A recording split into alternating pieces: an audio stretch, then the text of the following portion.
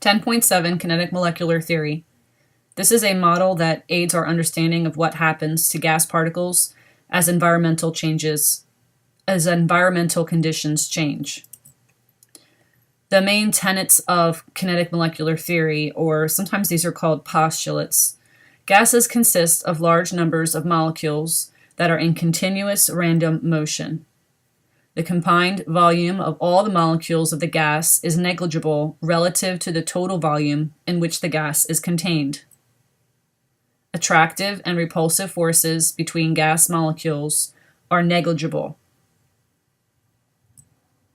Energy can be transferred between molecules during collisions, but the average kinetic energy of the molecules does not change with time, as long as the temperature of the gas remains constant.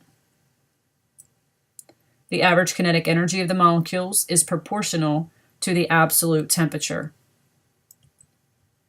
Sample exercise 10.13, applying the kinetic molecular theory.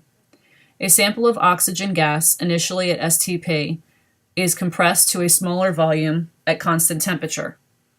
What effect does this change have on A, the average kinetic energy of the oxygen molecules, B, the average speed of oxygen molecules, C, the total number of collisions of oxygen molecules with the container walls in a unit time, and D, the number of collisions of oxygen molecules with a unit area of container wall per unit time.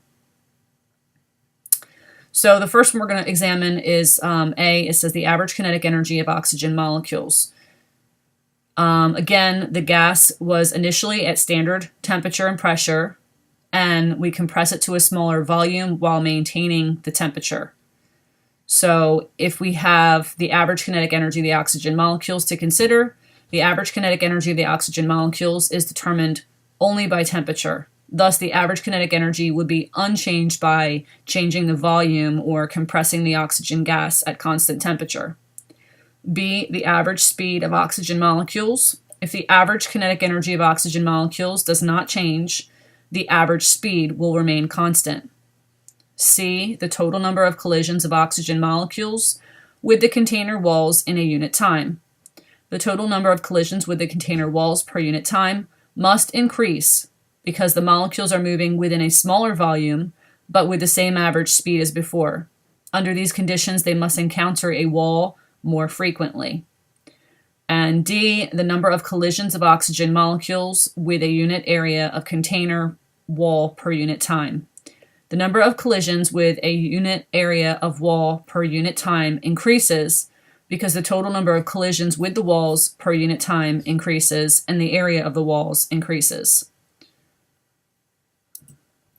Practice exercise. How is the root mean square speed of nitrogen molecules in a gas sample changed by an increase in temperature, an increase in volume, and mixing with a sample of argon at the same temperature?